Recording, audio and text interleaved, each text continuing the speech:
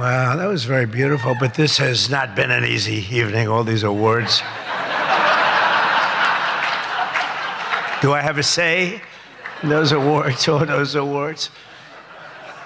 But it's great to be back at a place that I know very well because I built it.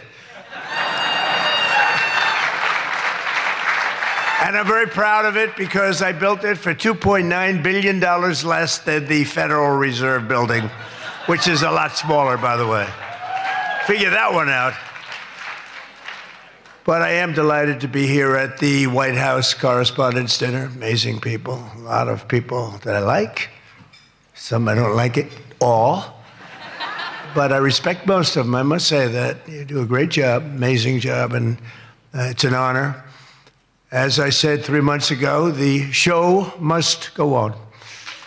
We were backstage, and we both wanted to just have it go on, whether it was 2 o'clock, 3 o'clock in the morning, it didn't matter. But in the end, it made more sense to do it the way we're doing it. And we had a great news conference at the White House, in a very important room. And you did very well. I think we all did very well. It was a hell of an evening, I can tell you that. Won't soon be forgotten. And I think a lot was learned from that evening. A tremendous amount was learned about security and about other things, the dangers of what we all do. But just like my presidency, the second time is always better. It's always better. And the third time will be better yet. I'm only kidding. From the earliest moments after the attack on our dinner last April, I knew we had to reschedule this event as soon as possible. We had to do it very quickly, and we met very quickly, and we figured something out. But the attempted mass murder at the Washington Hilton, that's what it could have been, was an assault on our democracy itself, a very serious situation. Many of you were there with me, and some showed extreme bravery, like Pete Hegseth, Steve Miller, Tom Holman. Really? They were standing on tables, and most of you were under the tables, okay? But they did. They showed. I saw every one of them that was standing up in those tables. I didn't know if they were brave, if they were smart, if they were stupid as hell, but they were on those tables in some cases, and there were a lot of different feelings going on in the room at that moment. But after hearing the gunshots, many people yelled, "Get down, get down," which caused Nicki Minaj to start twerking. Do you believe it? Get down. She's the only one that really understood what that meant. It's quite an evening. But tonight we come back together to answer that heinous attack with unwavering resolve. And every one of us here this evening to show that in America, we do not yield to political violence. We can't do that. Can't do it. So in this country, we believe in freedom of speech. We settle our differences not with bullets, but with open and vigorous debate. And no deranged loser with a gun will ever change that. We can't let that ever happen. There are a lot of very dangerous people out there. We can't let it happen. I want to begin by expressing our gratitude to the incredible men and women who put their lives on the line every day to protect my family and myself, all presidents, and lots of others. That's the United States Secret Service, so I appreciate it very much. And Sean and the whole group, amazing job. Amazing job. In recent months, they've repeatedly responded to threats with speed and professionalism and extraordinary courage, and there is no better example of that than Officer Victor Gonzalez, who we just met. It was amazing. What he did was amazing. When the would-be assassin charged the checkpoint at speed, he was fast. You know, when you looked at that, you had to look at it about 10 times before you really saw what was going on. He was quick, nasty. The gun made him nasty, actually. But Officer Gonzalez engaged the attacker without hesitation and took a bullet to the chest after his ballistic vest, fortunately, was on, saved his life, and Victor did not even want to go to the hospital for a checkup. We insisted, really, we wanted him to do it. We insisted, but he didn't want to go. So to Officer Gonzalez, Secret Service, Metropolitan Police, law enforcement generally, and even all of the military who surround us in the room tonight, we salute you and we thank you with all of our hearts. Thank you very much. Great job. Great job. Great job.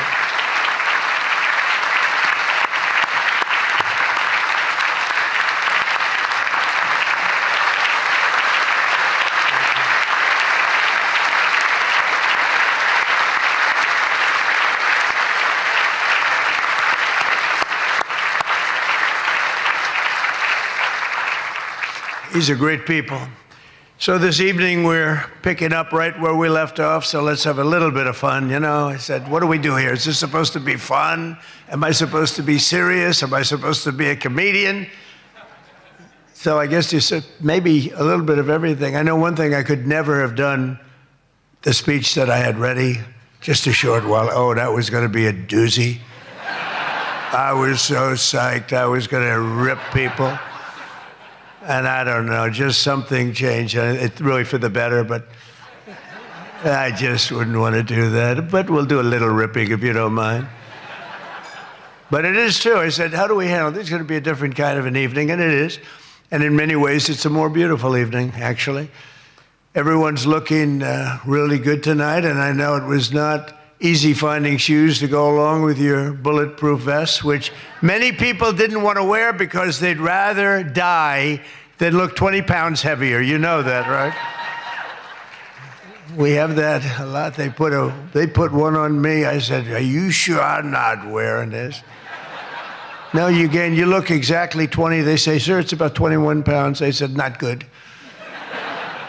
But I want to thank the outgoing president of the White House Correspondents Dinner Association. Now, she won't admit it, and she should not admit it, but we sort of became friendly. You know, in times of stress, on occasion, you become friendly. I have a lot of respect for Ouija, and I tell you, we went through a little bit of a war together. It turned out pretty good. It turned out pretty good because of a lot of good people. They stopped the tragedy, so I want to thank you very much. Fantastic job.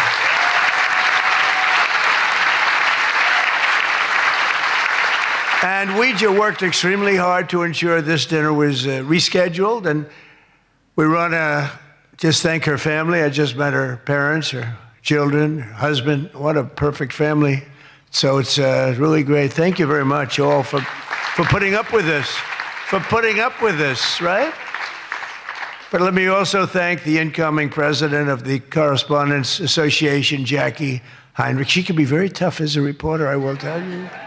She can be nasty. She looks so beautiful, but she can be so nasty. How could that happen? But she just got married to a very successful congressman, a very good congressman. I'd like to have a couple of more votes from it. That's okay. On occasion, he shows a little independence. We don't like that. But now he's a very professional guy, and he loves our country. But that's a big thing. I just see what takes place. We're talking about what takes place to be in the position that you're leaving and that Jackie's coming into. And it's a lot of work, a lot of friendships, a lot of talent. And so, Jackie, congratulations. Thanks.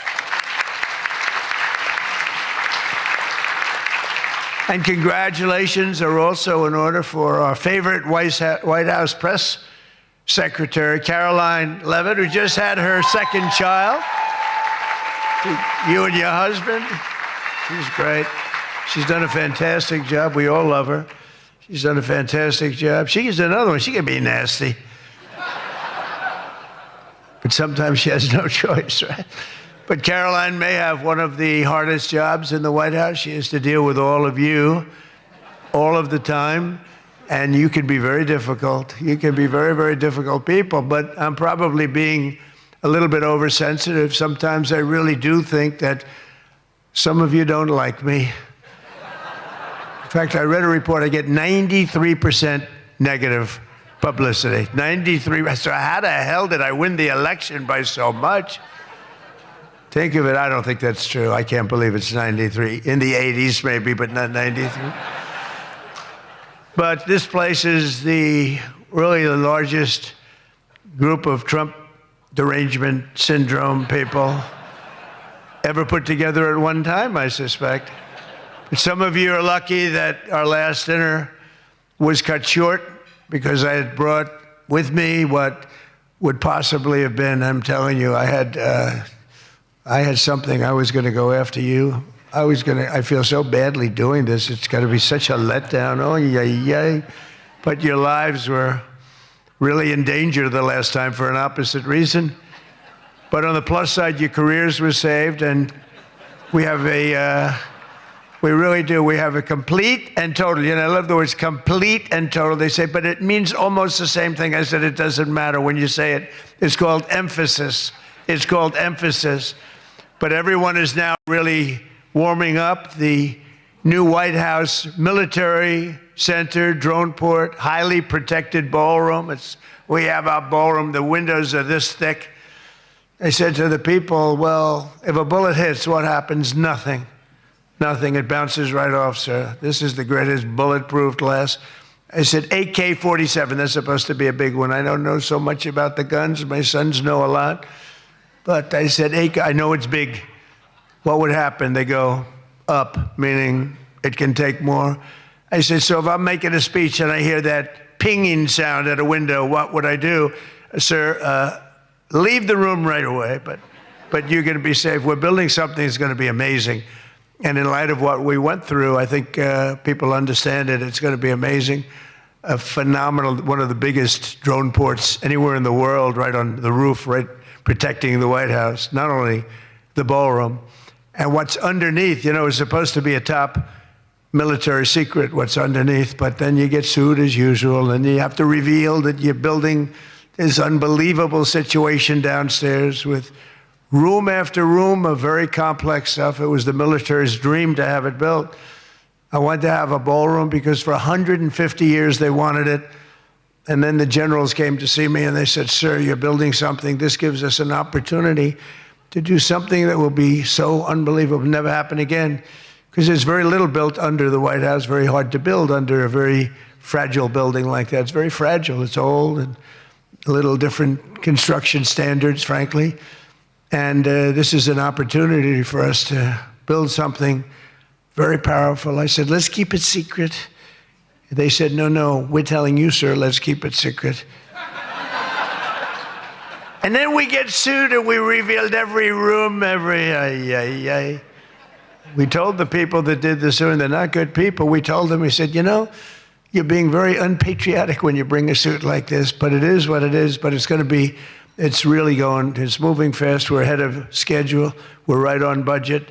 And it's going to be something like, I think, no country has. I just visited China. They have this magnificent room, the Great Room. They call it the Great Room. It's a great room, but what we have is going to blow. There won't be anything like it. It's going to be fantastic. And with all of the things that are going along with it for safety and security of future presidents, I'm only going to be using it for about 6 months. Assuming we finish it right on time, I get to use it. Somebody said, he's building it for himself. I'm building it for the future. I'm not building, I use it. Now, had I not gone down 6 or 7 stories, then in that case, I would have been able to get a couple of years out of it. But that was far more complex what we did downstairs than what we do upstairs. So we're very proud of it, though. It's going to be amazing. And I think I was just telling the whole group sitting at the table, we were talking about it. I said, I think, it's White House Correspondents, so I don't see any reason why you wouldn't be able to use that. It's going to be very large and very beautiful and very safe, and that's what you need. So I was thrilled to see that after witnessing the attack, even Democrat Senator John Fetterman told his fellow Democrats to drop the Trump derangement syndrome and build the White House ballroom. But it's much more than that. It's something that you're going to use. I predict that you're going to end up using it, and a lot of people are going to end up using it. They're going to be as safe as you can possibly be. But despite everything that happened at the previous dinner and all of the dangers involved, I'm told that this is still the hottest ticket in town. This ticket to get in tonight, because it's a smaller room, it's a beautiful room, it's a luxury room. See those beautiful chandeliers? I can tell you everything about them if you'd like to know. See that beautiful Capitol above? See the beautiful Capitol? See everything, the brass. Those chandeliers are great. I'm looking at them, saying, I wonder if I could, I sold this building. And they're doing a nice job, but they're nice people. But I'll tell you, I'm looking at them saying, I wonder if I could walk out with those chandeliers, because you can't buy them. They're very special. I won't tell you the fact. I won't mention that they're Czech crystal, because I'd like to say everything's made here, but they are Czech crystal. And they are beautiful. And the Waldorf people are doing a really nice job. We're proud of them, actually, because, when I left town, I was a little angry. I was a little bit angry. I was offered a nice price. I said, I'm getting out of that place. And then I said, let's make a comeback. And but I was very proud of this building. This building was hot. Remember the lobby floor? 82,000 feet. For those in the real estate business, 82,000 feet. That's a major floor. That thing was packed every single night. It was packed, mostly Republicans, I would say, but it was packed every single night. It almost brings back memories. But I left town, and I have just had nothing but good experience. And this might be the best experience of all, having all of these incredible people in this room. It's a great feeling, frankly. It's a great feeling. But tonight's event, thank you. Thank you. But tonight's event is even crazier than the last time. In fact, it's so successful that I've been informed by CBS News' David Ellison, who's going to do a fantastic job. He's the owner. He bought it, spent a lot of money, and he's going to make, I think, fantastic changes and keep some of the great stuff going. But that next year they're going to call it the Trump White House Correspondents Center. He told me that, and I like that very much. We're going to change the name of it, okay? Well, it's going to be so hot, just like our country is hot. We are hot, by the way. But to be honest, it's just about the only way that they're going to ever get me back here. You're going to have to change the name of the dinner. But how's that one going? Not too good. I hope that everyone finally got to enjoy their entire, very delicious beef tenderloins, very special beef. And I want you all to know that Bobby Kennedy, who's right here, personally ran over the cow in his car.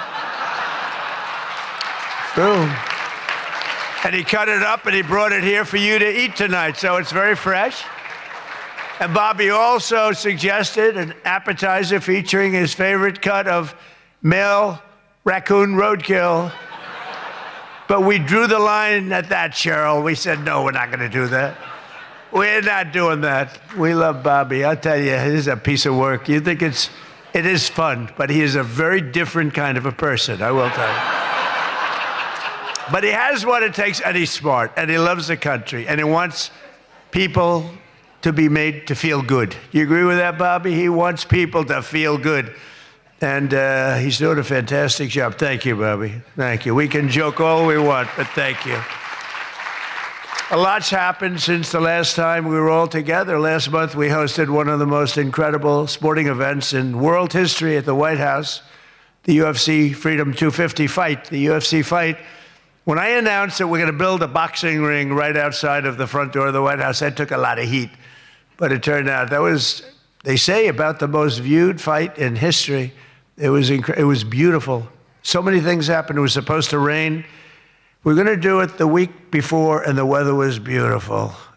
And the weather came, and it went, and now we came up to Wednesdays. They said, sir, this was on a Sunday night, replacing 60 Minutes, which is nice and unusual, because usually it's Saturday night.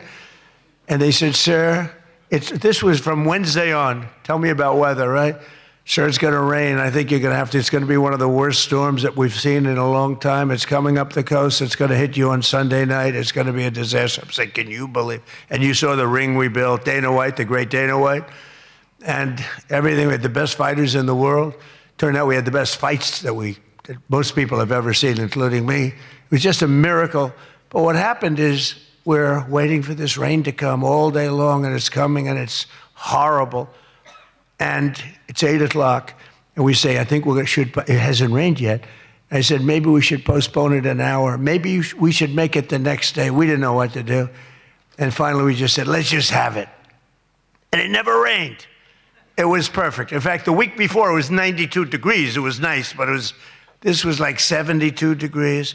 And the rain was coming, and it came right over the White House, and it was like, thank you very much. It went like this. And other areas were drenched a few miles away. We didn't have a drop of rain. And it was absolutely one of the most incredible things anybody's ever seen. People said it's one of the most incredible nights of their lives. So just remember, before I came along, if you wanted to see someone lose consciousness on the South Lawn of the White House, all you had to do is ask Joe Biden a question. Remember that. Oh, you think I'm kidding. But the big fight was such an amazing success that tonight I'm pleased to announce that we're going to host an even bigger one right in front of the White House. Every Friday night, every Saturday night, we're going to have fights in front of the White House. But we do have something coming and I'm only kidding. You know, the one thing about the press that I learned, don't be sarcastic. Because I'm a very sarcastic person, and I get sarcastic, and most people know that, but you have some bad people that will write it exactly like I say it. And I said I was only kidding. But we are going to have Indy 500. Roger Penske's coming in mid-August, and they're going to have it all throughout Washington, the greatest cars, the greatest drivers in the world.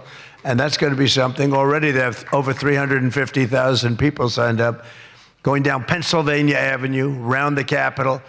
And Roger, who's incredible, he won the Indianapolis 500 20 times. Think of it.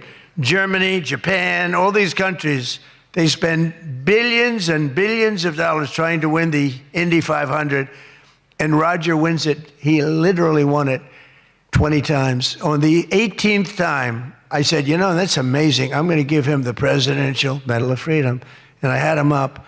And then he won it 2 times after that. The guy's amazing.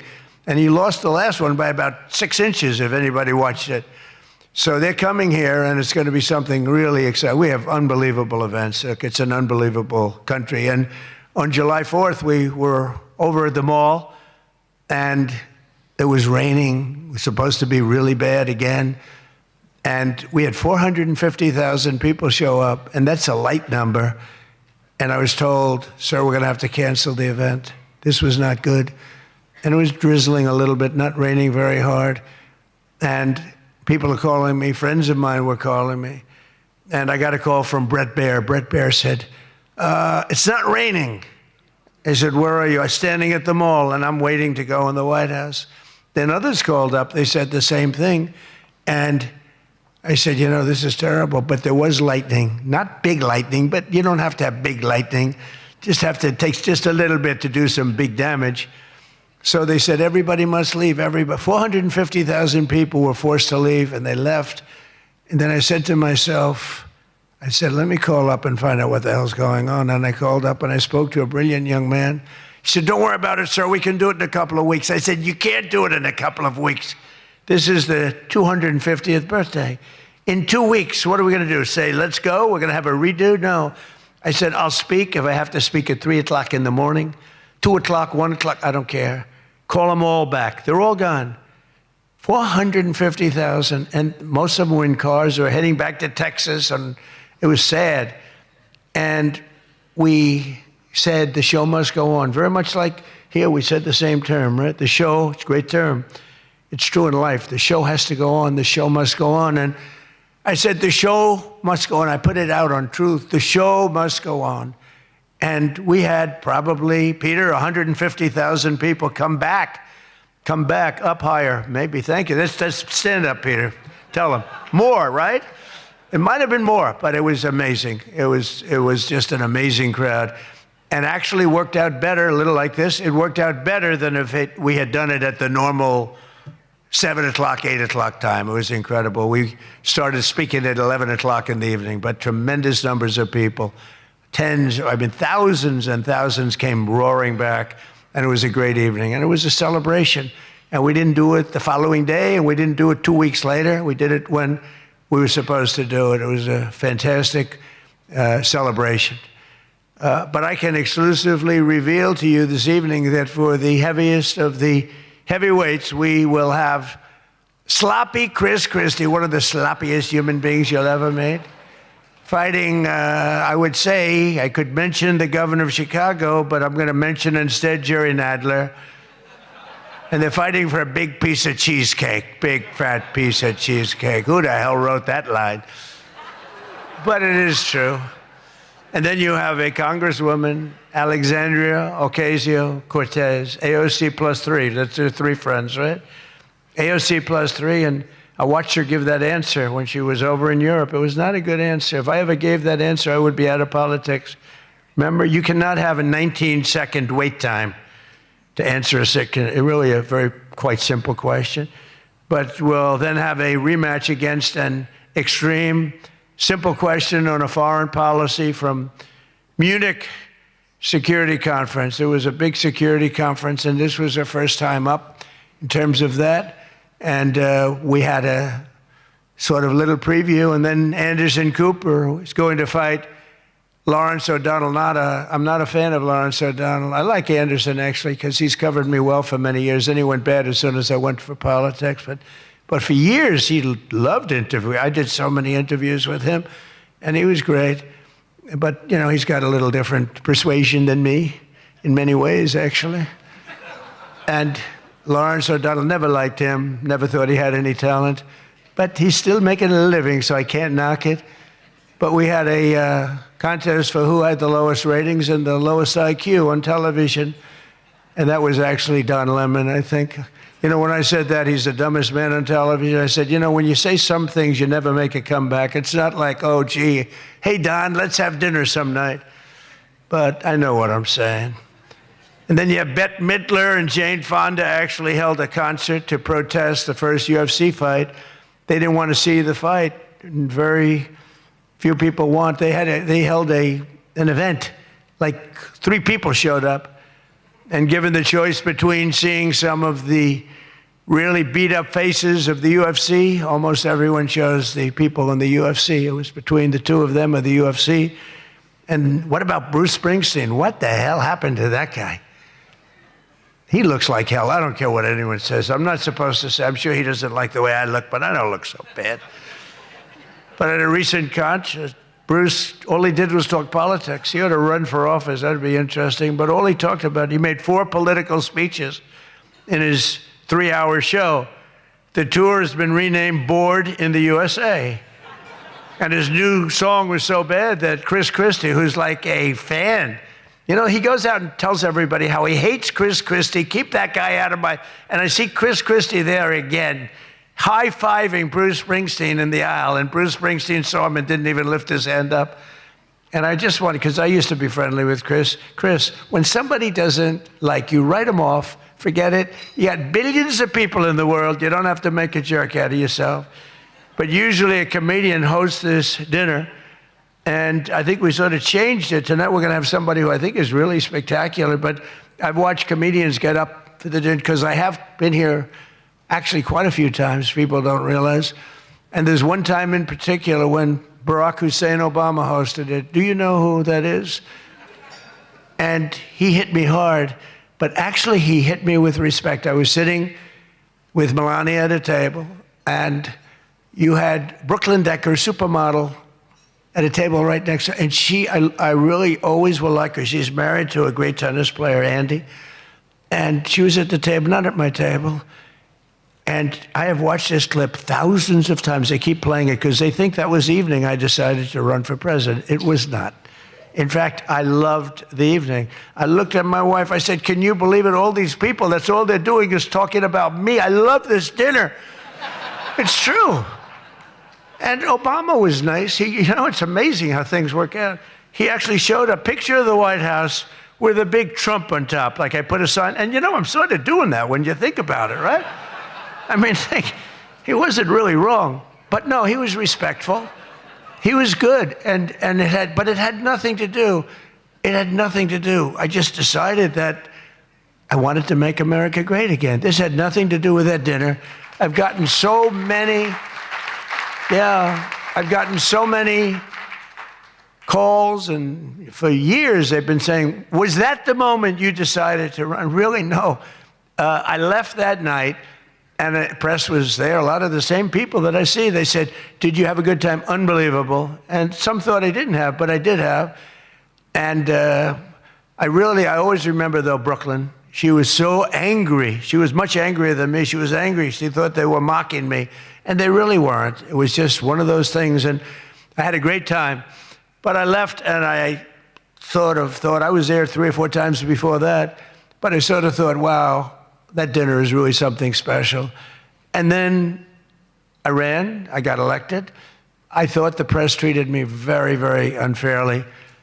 And I don't know, I think I made the right decision, because you hate to go where maybe you're not wanted, but they did want me. They wanted me for ratings, and they wanted me for other reasons, but not for love. And I said, you know, I'm not going to go. First time that ever happened, I think. Was that the first time? Just about. Presidents always came. And I didn't go for 4 years because I got treated terribly by the press. In my opinion, unfairly. I know unfairly because I know the facts, but I got treated unfairly. I didn't go. And this year I was called by your president and your chairman and all of the people, and they said, we'd like to do it. And I said, you know what? With time goes by, time passes, and you sort of look at life a little bit differently. I said, let's do it. And I didn't know it was going to turn out the way it did. It turned out to be the biggest event in the history of your day. That was by far the biggest, right? For all the wrong reasons. But as I said before, a lot was learned from that evening. So much having to do with so many different things, including security. But it's an honor to do it. This is my first. I mean, I've been to it numerous times, but as president, I haven't been here, and I'm glad. And they said, would you do it next year? I said, I will be back next year. Now, if you get really, really nasty, maybe not. I don't know.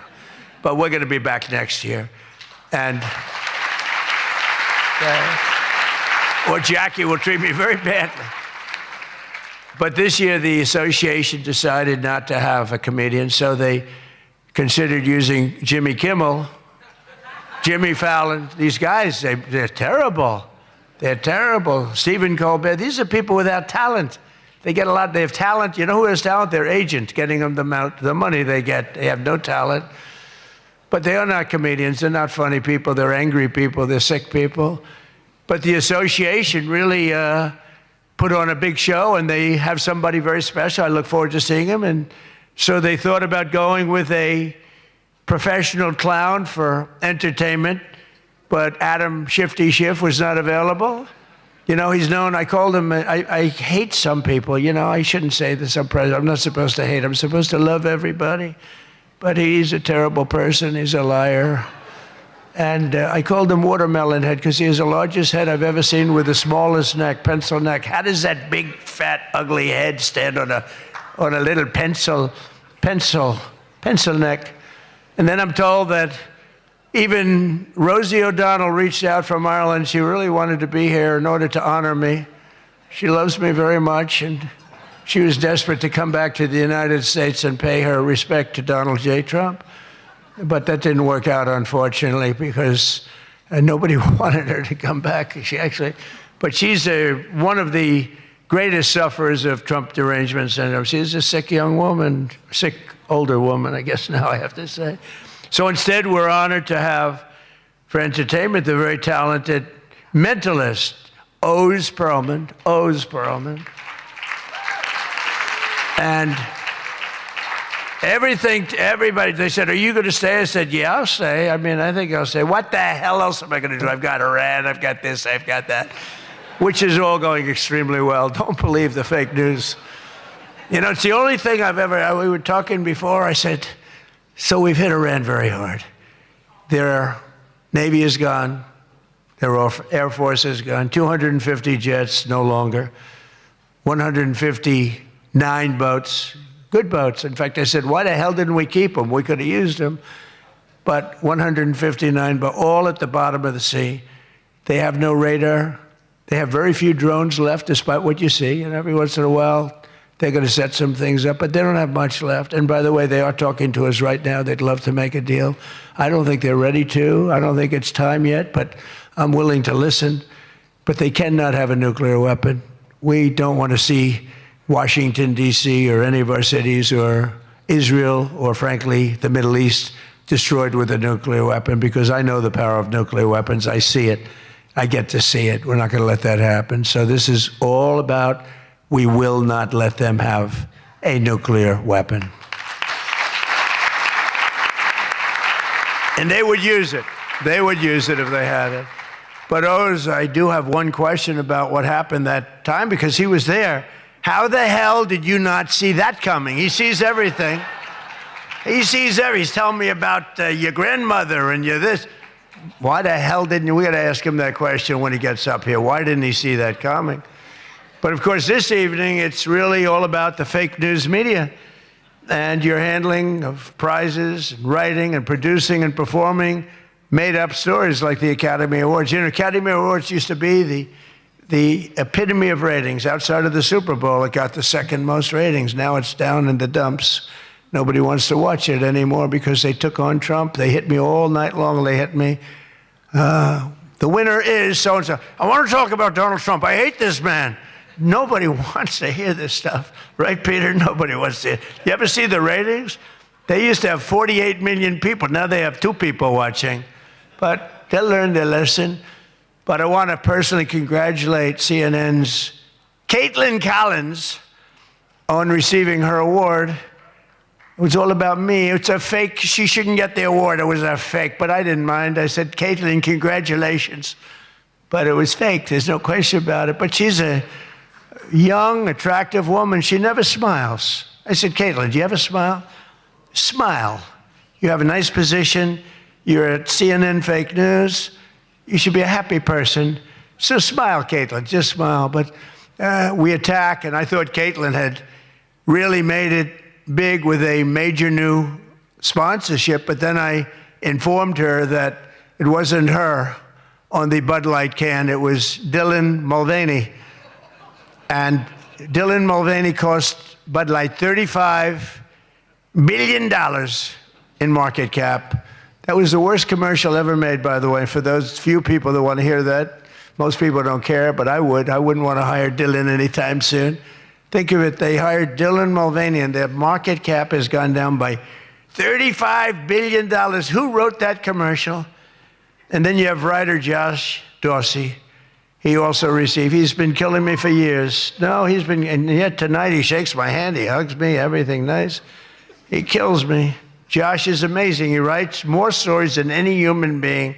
There's nobody that writes more than Josh. He'll write 4 stories about me a day, all different subjects.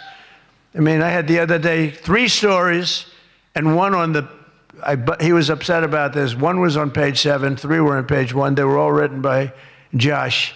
But he's hit the big time, and he's a workhorse, and yet he's almost unhirable. You know, you hired, he's just one of these guys. Wall Street Journal's lucky to have him, but you really, it's unbelievable. He's almost unhirable. CNN is also here. And I'm very disappointed they didn't bring Fake Tapper, because he's had a rough couple of years, Fake has. You know, he calls me up every once in a while. If I pick it up, you know, I pick up my phone. I used to go to this young lady, I'd say, any calls from the press? No, sir. I said, oh, now I'm the President of the United States, right? I'd say to Stephen Chung, is Stephen here someplace? Where's Stephen? He's one of the toughest human beings I've ever met. Don't ever wrestle Stephen, you'll be in big trouble.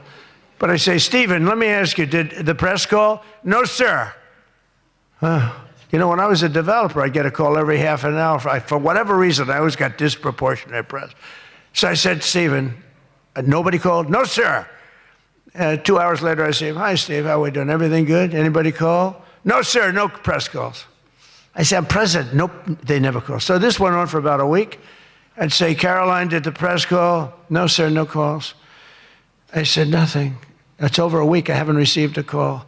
So I said, you know what I'll do? I'm going to give the press my phone number. That was the stupidest thing I ever did. I'm getting a call every 3.7 minutes. Stephen, I don't know where the hell you've been, but the press calls, I'm getting calls, ring, ring. I was with somebody today. They said, I've never heard a phone ring as much as it's fresh. Now, I look at the thing and usually just delete, delete, delete. Every once in a while, it'll be one of the people in this room that I like, and I'll pick it up. Like this one right here calls me on occasion, right? she'll call me and she says, hello, sir. How are you? We want to talk about some horrible subject, like a horrible, depressing subject.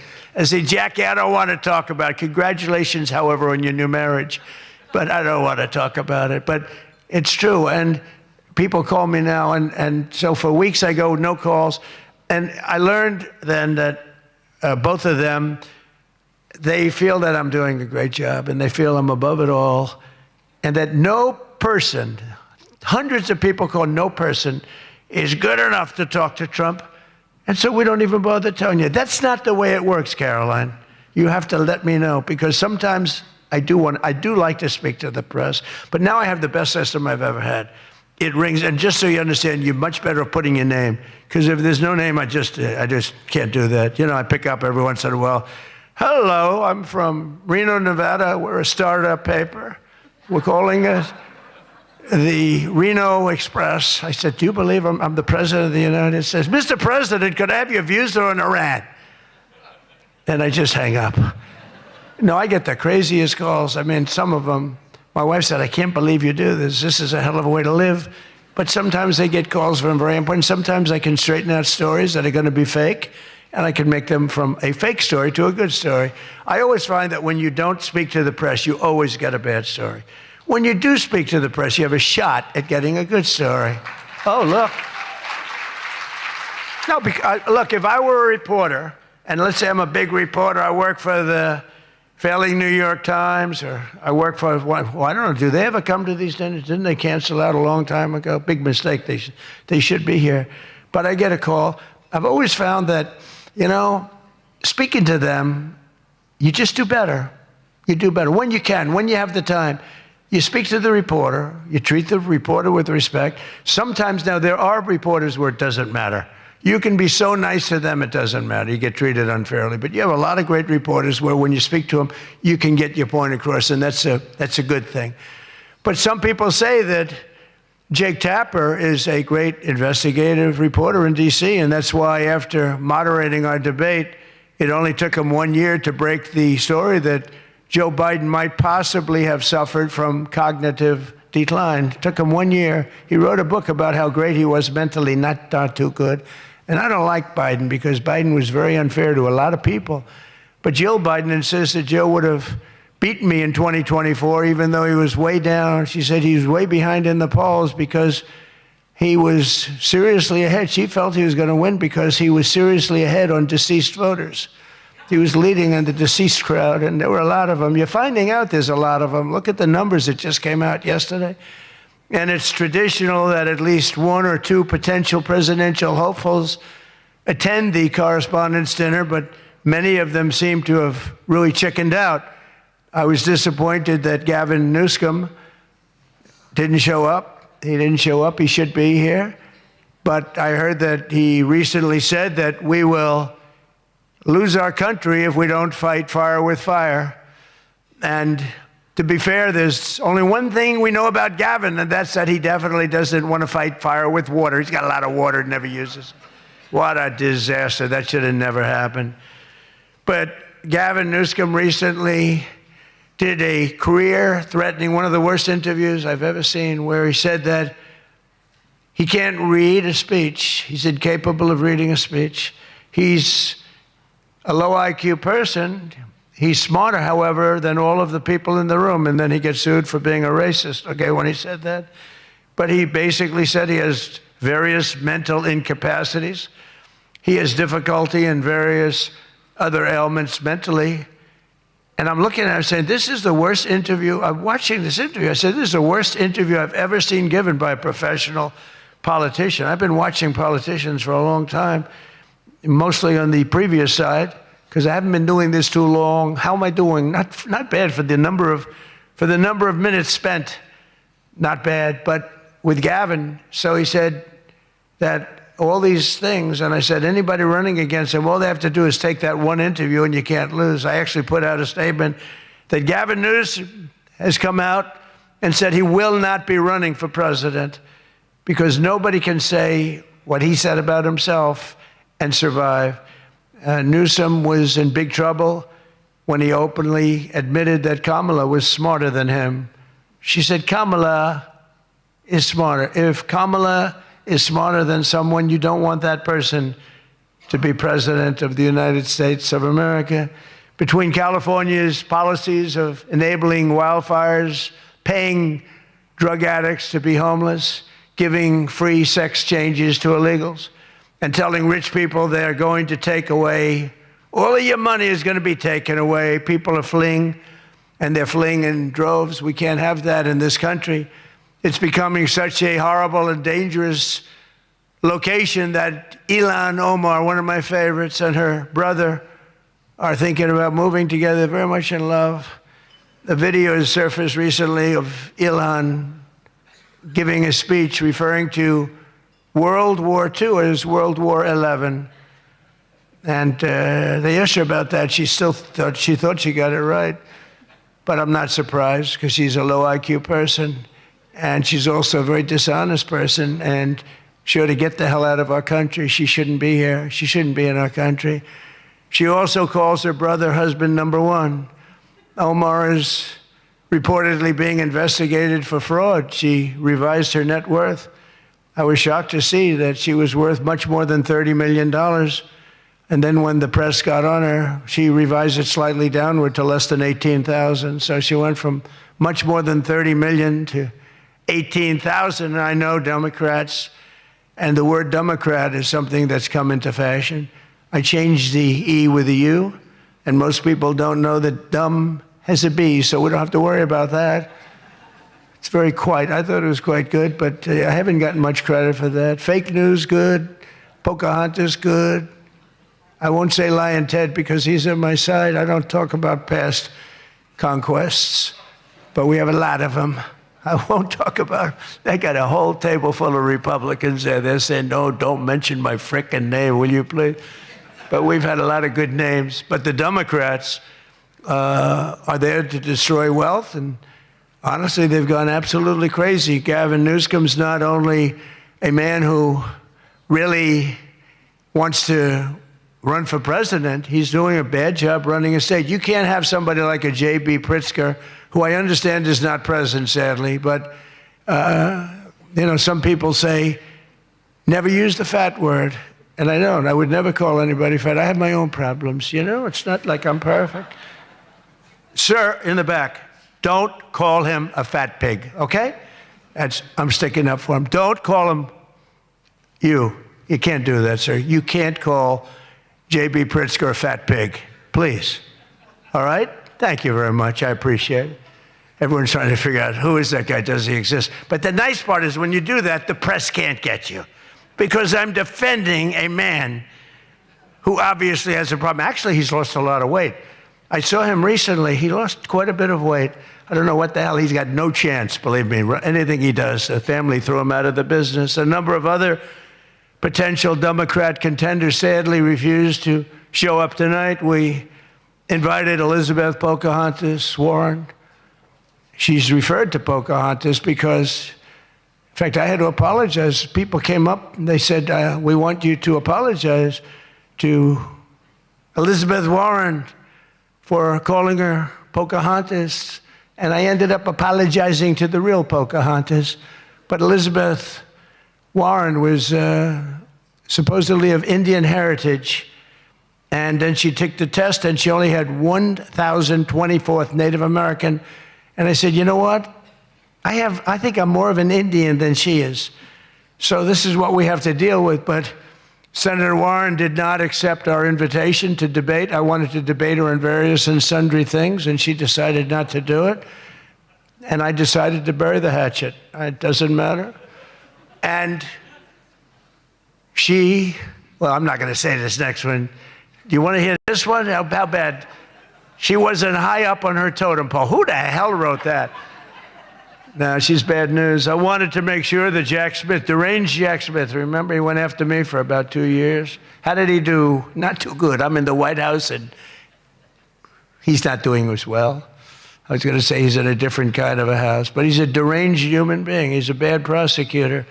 Prosecutors are very important. A great prosecutor, a fair prosecutor, but that's the great prosecutors, the ones that are fair. They're very important to a country, but this guy was a deranged lunatic. Saw his invitation tonight. He was invited because, but I put it in a private text to Chuck Grassley. And Chuck saw him and he did a certain thing. And then one man that we had who should be here, he turned Palestinian. This was a man who was 100% for Israel. 100%. Chuck Schumer, crying Chuck. Remember, he cried at the airport over illegal immigrants. They were the fakest tears. There were people throwing water in his face. But now he's a proud, very proud Palestinian. In fact, I'm going to send him a beautiful Palestinian outfit tomorrow so he can greet Bibi Netanyahu when he comes to town next week, along with the mayor, who I'm sure would love to meet Bibi.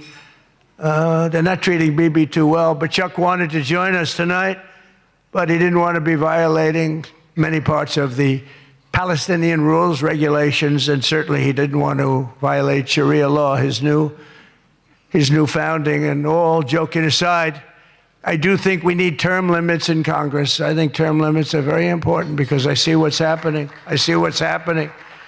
The other day, a senator I knew got a text, a great guy, from his wife. And she said, when you get home, I want to have you immediately come up the stairs and make love to me. And he said, I can't do both.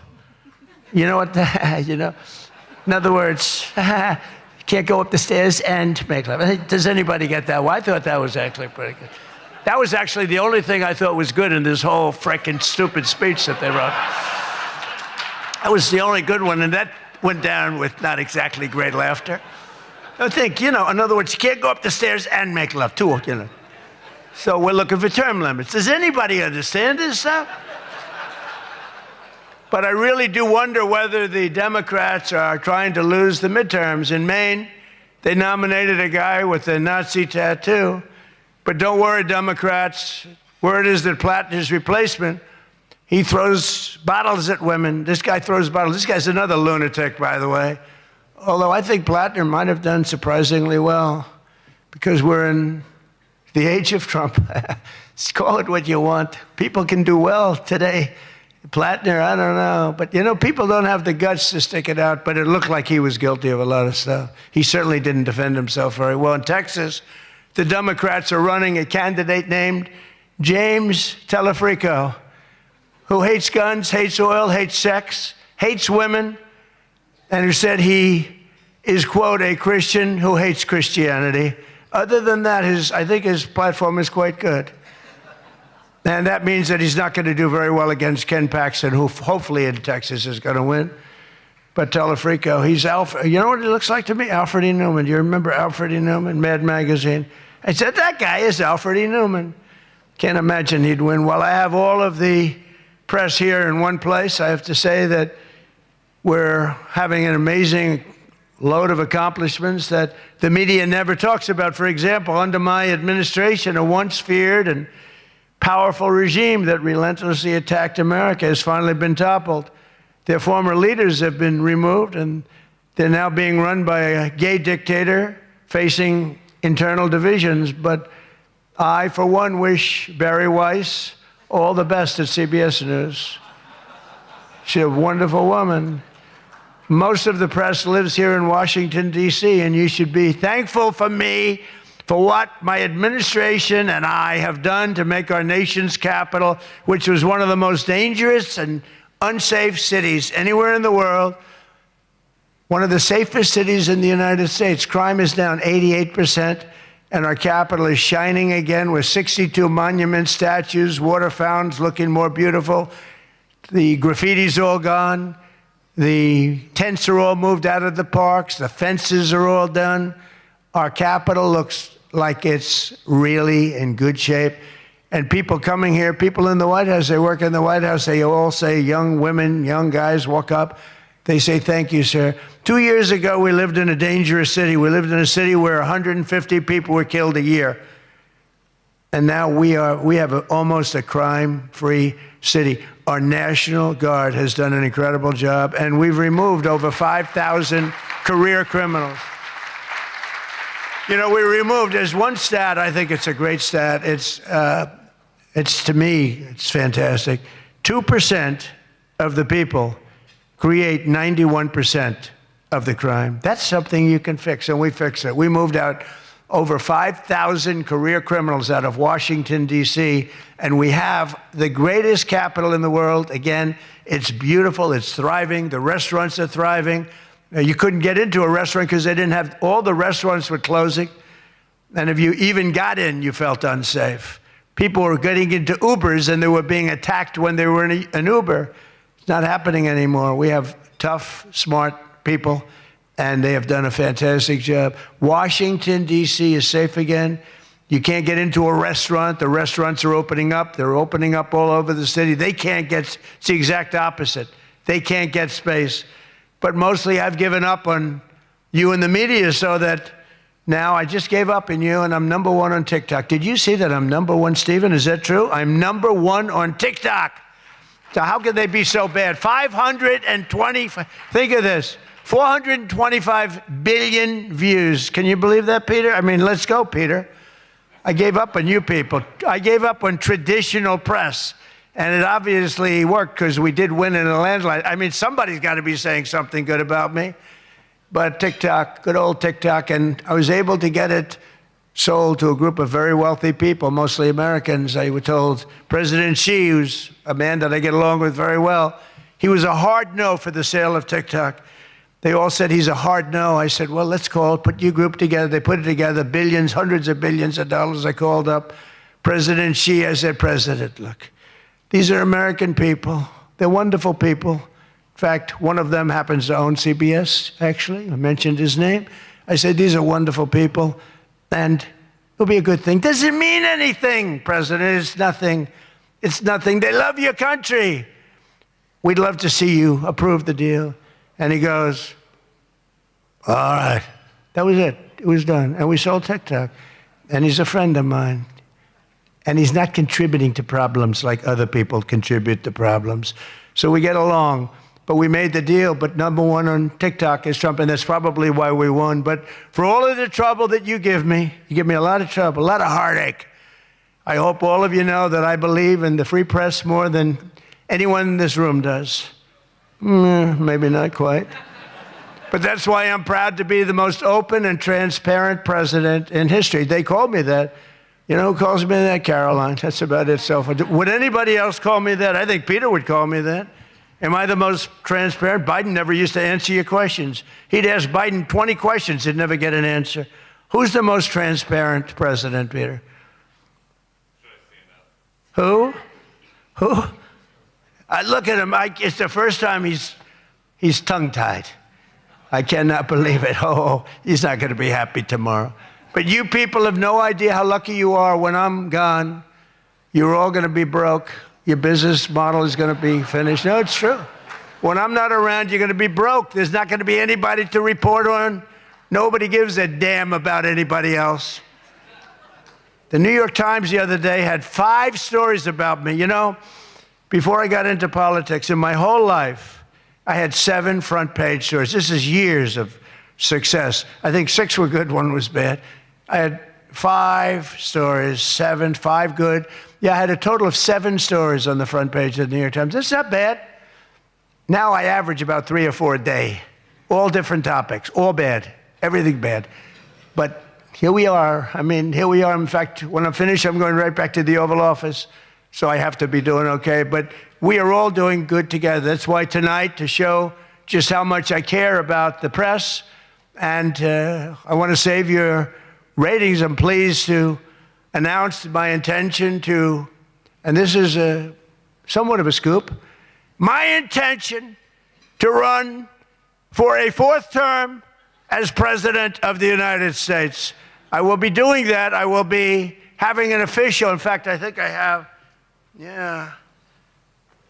I won 3 times. Now I'm going to do it again. Thank you. I'm going to do it again. It should be easy. I'm getting very good at running for president.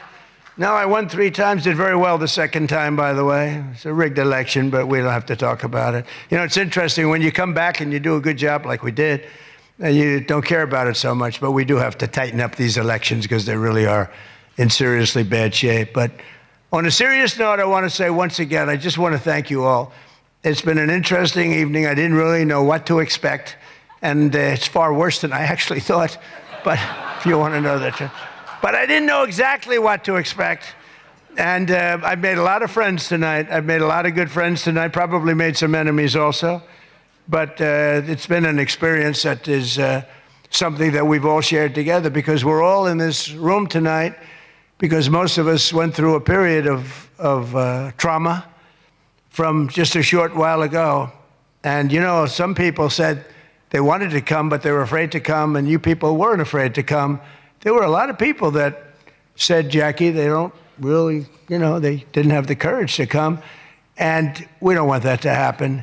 And I'm sure it's not going to happen. We're going to do things. Again, I want to thank our law enforcement, keeps us safe. All law enforcement. We have the greatest people on earth. You know, we had, 2 years ago, we had the worst record of recruitment in, as an example, the military, Army, Navy, Air Force, Marines, the Coast Guard, Space Force. I love Space Force. Look at all that shooting we're able to do from space. That was my baby. But all of the branches of, you couldn't get people to join. This was 2 years ago. And last week, you probably saw, some of you wrote the story, we have the single best recruiting of people into our armed forces than we have ever had in the history of our country. They are brimming over with great people. And that's a big statement. And that also goes for the police departments, where they were having a tremendous problem recruiting. You can't get into a police department now. If you're looking for a job, it's very tough. And that also includes our great fire departments, because people forget about them. They're unbelievable, the job they do. So I just want to thank you. Look, we're on the cusp of something big, and I call it, and this, I'm being very serious when I say this, that this is the golden age of America. We have $19.2 trillion being spent in our country. A record was China. I think it was 10 years ago, 3 trillion. Trillion is a lot. 4 years, they went less than 1 trillion under Biden. And we have 19.2 trillion. And this is a period of actually 13 months, not even current, because we're here a little bit longer than that. But that was as of reporting dates. $19.2 trillion is being spent. Factories are coming. Toyota just announced they're going to be building the biggest car plant in the world. They're leaving Mexico. They're coming here. Tariffs did that. Tariffs did that. And maybe November 5th did that too, the election. But our country is doing things that nobody's ever seen before. And it is true. We were, and you've heard me say this, we were a dead country 2 years ago. Other leaders would see me and they'd say it's a miracle. President Xi told me that a few weeks ago in China, and he's coming here on September, I think, 24th, coming in September, the end of September, going to be exciting. But he said the same thing. The King of Saudi Arabia said it. Everyone said almost the same words. We thought you were a dead country. We never thought you had a chance. You were never going to make it back. And in a period of 1 year, you made it the hottest country anywhere in the world. We all did that together. It's not me. We all did it together. And we do. We have the hottest country anywhere in the world, and we're going to keep it going. And I just want to say, this is a room, I have tremendous respect for the people in this room. Sometimes I don't feel you treat me fair. Maybe you do. I don't know. I don't feel that. But sometimes you treat me very fairly.